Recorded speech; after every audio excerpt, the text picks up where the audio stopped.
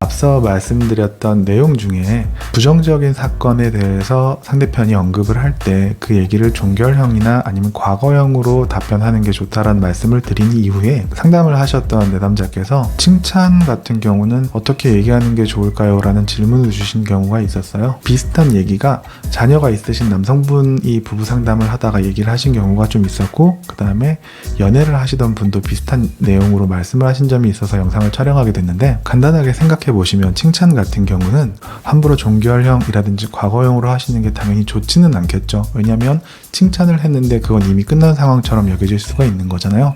앞서 말씀드린 분 중에 우리 애가 어떤 걸 잘하는 편인데 제가 그거를 얘기할 때마다 반응이 시큰둥한 것 같다, 아니면 커갈수록 얘기하는 것을 꺼려하는 것 같다라는 얘기를 하셨어요. 자세한 내막을 좀 들어본 후에 제가 말씀드렸던 내용이 그러면 상황은 남자씨로 예를 든다고 하면 남자씨께서 어렸을 때를 생각 한번 해보시면 본인이 90점으로 시험을 받아오셨어요. 근데 부모님께서 와 잘했네, 요번에 90점 맞았으니까 다음에는 100점 맞을 수 있겠다, 그러면 엄마 기분 정말 좋을 것 같은데 그럼 뭐 해줄까, 이런 식으로 똑같이 얘기를 하신다고 하면 기분이 어떠실 것 같아요? 이렇게 여쭤봤더니 좋은데요, 괜찮은 것 같아요 라고 얘기는 하셨어요.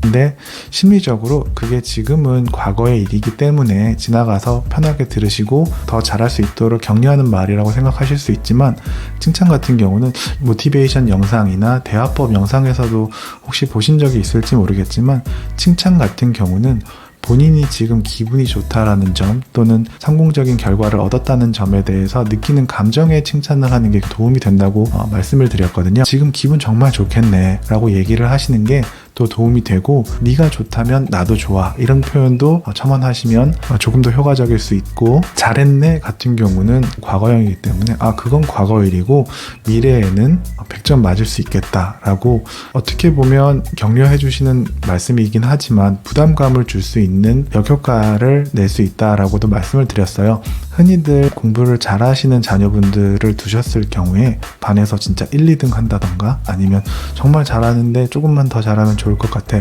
라고 얘기하시는 경우에 이런 일을 좀 많이 발생하시는 경우가 많았고, 예전에 제가 과외를 많이 했었을 때 부모님께서 그렇게 말씀하시는 걸 과외받는 학생한테 물어봤더니 너무 부담스럽다고 엄마가 저렇게 얘기할 때마다 도망치고 싶다라고 얘기를 했던 점이 있어서 조금 더 현실적으로 제가 말씀을 드릴 수가 있었거든요. 그럼 어떻게 해야 돼요? 코치님 물어보시길래 제가 그때는 아까 말씀드렸다시피 지금 현재 느끼고 있는 기분에 대해서 공감한다, 네가 기분이 좋구나, 나도 기분이 좋다 라고 얘기하시는 것도 물론 중요하고, 그 다음에 정말 거기에 더 앞서서 격려하시고 싶다고 하면 지금 기분 굉장히 좋은데 다음에 100점 맞으면 기분 어떨 것 같아? 라고 물어보시는 게 조금 격려하시는 방법에는 도움이 될 수 있지 않을까 해서 말씀을 드렸어요.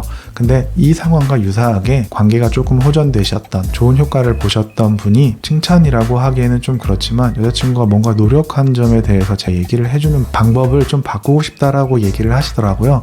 그래서 그것도 마찬가지로 쭉 지금까지 선물이라든지 아니면은 이벤트를 준비했을 때 어떤 반응을 보였는지를 얘기를 들어본 후에 일반적이진 않지만 좀 성격이 튀시거나 아니면은 조금 자기 주장이 강하신 분들 중에는 그런 일들이 좀 잦구나 라고 생각을 드려서 말씀을 드리고요.